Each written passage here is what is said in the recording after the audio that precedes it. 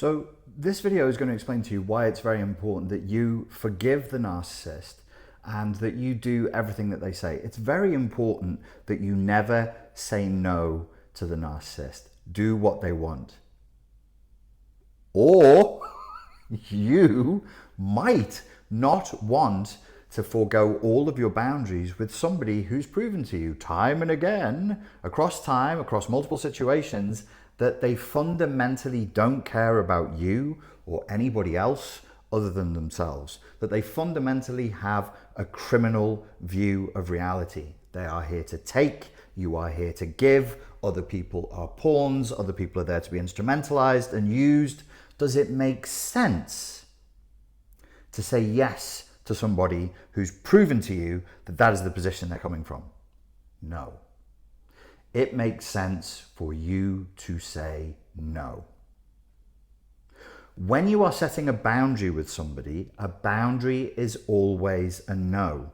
You will find that in the long term, your best chance of getting back to your life, getting into recovery, surviving this situation and moving on from it is going to be through saying a series of hard boundary no's again and again. I said in the long term, because in the short term, you can expect a little turbulence. It's a twofold process. You're not only going to learn to start saying no to this person, you're going to start learning to say no to yourself, because it's an internal and an external battle that's taking place at the same time. You have as much to worry about with the way you are responding to the situation as to what they are doing in the situation to you. Why? Narcissistic abuse at the hands of somebody who truly has narcissistic personality disorder, which is distinct from somebody who simply has high trait narcissism or a series of narcissistic traits. Narcissistic abuse with somebody who has full-blown NPD creates an unusual effect inside of the mind of the recipient. What it effectively does is it splits you. First part of the process is a sort of a slow boiling of your boundaries. You don't even realize they're being encroached upon, but slowly, their behavior, the way they're leading you, all of it is there to draw you into this evil, malignant wonderland where your boundaries become softened. You find yourself saying things you've never done before. You find yourself doing things you've never done before. Things that you've never said yes to in the past, you're now permitting. This is a slow and careful and steady process to reduce your boundaries. Once they've got you there, they then start to invert your values. So that which you used to see as good, you will now see as bad. That which you used to see as bad, you will now see as good. You're living in another world, another reality that they've created, and it's upside down. This is a natural occurrence, a byproduct of the shared fantasy space. The shared fantasy occurs in all relationships. All relationships, healthy, unhealthy, toxic, non-toxic, have a shared fantasy space. And what this means is it's a space in which you and the other person safely relate to each other, but it's not rooted in reality. It's rooted in fantastical, fantasy-based elements, and that's fine normally. This is how humans operate. This is how we play the social games that we play. There's a lot of role playing in human behavior. Totally normal. Nothing wrong with that. With narcissistic abuse, however, the shared fantasy space is fundamentally poisoned. It's poisoned by their objectives and their drives and their needs and their wants. You are there to join them in worshipping their false self, their false version of themselves, the grandiose, delusional version of themselves. They're not really being that without any sense of being totally blended to it. They know and do not know. This is called if you're interested in this type of language, the fetishist split. They know and they do not know at the same time that there is this other character present, the false self, and they have to appease the false self. You are brought in as sacrifice, as tribute. You're the sacrifice, because if they don't sacrifice you, the person before you, the person after you, the other person and the other people in their lives, then this false self, this monstrous false self, will attack them. So I said to you before, narcissistic abuse is a unique and strange place to be stuck inside of that splits you. So over time, your boundaries are softened, then your values are inverted, and then you begin to become split. You are disintegrated. You are pulled apart. The self is pulled apart from the self. And you reach a point, most likely, if it's real narcissistic psychopathic abuse that you've experienced, you'll reach a point where you start to break down. You'll start to feel like you're going crazy.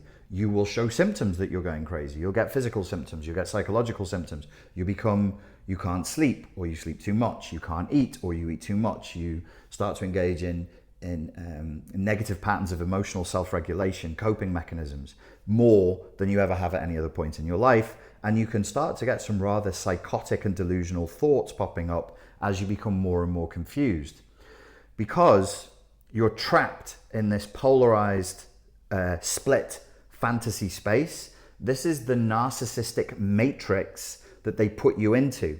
It's very important to understand two things here. One, you are split.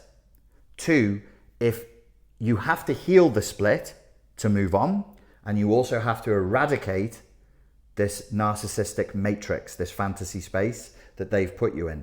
Both of these things are very important. If you just do this, but you don't do this, if it's really narcissistic psychopathic abuse you've experienced, you run the risk of being, I won't say sick, but maladapted, because you've now had to adapt to, frankly, psychologically torturous conditions, non-normal conditions. So you adapt and you maladapt and you become a little bit twisted. And yes, quite frankly, your worldview will become sick. I experienced this after narcissistically abusive relationships. I know what it's like. You're not in your right mind. The way to know this, for those of you who are already out of the relationship, did you notice in the 6 to 9 months after the relationship ended, you made some strange life decisions, some rather wild choices? That's evidence of what I'm talking about, that the narcissistic fantasy space hasn't been pulled apart, and that you are split. So the self is split from itself. This creates a lot of tension internally. But the key thing to remember before you start to heal these two components is you must start saying no. The narcissist gives you their version of reality, and if you're not strong enough yet to say to them, no, that's not true, you can at least start to say it to yourself. You have to fight back against their indoctrination, their propaganda, their continuous lying, their continuous brainwashing, even if it's only internally, where you look at them and they say something to you that you know is not true, they're being abusive, where you can at least look away and internally say, that is not true. Once you get strong enough, you can start to say to them, no, that's not true. We're not doing that. I don't agree with you. I deny this. If you want to get better, this is the starting point. Learn to say no. A boundary is always a no. And a boundary is not a boundary just through you just saying no. There has to be a consequence to the no. It can't just be no, and nothing happens. It has to be, if you keep doing this, then there is a negative consequence, like, I will leave you, which you should. It doesn't matter if the person has narcissism or psychopathy or borderline or histrionic personality disorder or ICD-10 or DSM-5 diagnostic criteria XYZ. If somebody that you are in a relationship with that is a high stakes relationship, sexual partner, romantic love, family member, employer, any high stakes relationship, where the cost of you ending the relationship will be high and it will be painful. if they are consistently displaying a pattern of abuse, if there's a consistent pattern of lying, if you've called them on it and they've promised to stop and they haven't, and they've done that 2 or 3 times, you can assume this isn't going to get any better, which is hard for some people to hear, I know. I'm not here to hurt your feelings, but I do have to tell you the truth so that you have a chance of escape. If this is a consistent pattern of behavior across time, the news is not good, is it? A normal person wouldn't do that, would they? If you keep saying to somebody, when you do this, when you say this, when you act this way, it hurts me, and they don't change, and then you say, if you don't stop, I'm going to leave. They put on a big performance and they cry and they say, and they beg and they say, please, I know I'm sick, I'll change, blah, blah, blah. And then they don't. Prognosis ain't great. You have to learn to give up hope, and that includes saying no to yourself, because there'll be part of you that will be still hoping that it's going to be okay, and then you have to say no, it's not going to be okay with them. The only way it's going to be okay is if we escape this weird fake reality, this cult-like reality that they've created. I have a course that helps you to deconstruct the narcissistic fantasy space, the matrix. It's called Unplug from the Matrix of Narcissistic Abuse. I just recently released a new course on helping you to recognize and to heal the disintegrative process of narcissistic abuse. It's called Narcissistic Abuse Reintegration. These are both available if you go to my site, which is richardgrannon.com, and join the members community there. You can get access to both of these courses and a bunch of other bonuses as well, and tutorials that will help you start the process of getting out of a narcissistically abusive relationship, and if you're already out, of healing and moving on so that this person ceases to be of consequence to you and the people around you. There's no point trying to teach people how to take revenge.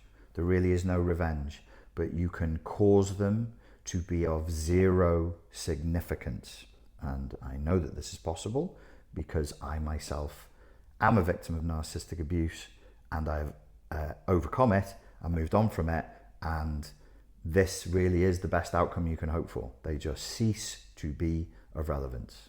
It happens to be a big burn for them as well because of the ego, etc. They really don't like that, but that's not why you do it. We're not about vengeance. We're all about good karma, right? So if you're interested, you can hit this link here and that will take you through to the site. Ladies and gentlemen, thank you very much for your time and for your attention. And I look forward to speaking to you again very soon. Thank you.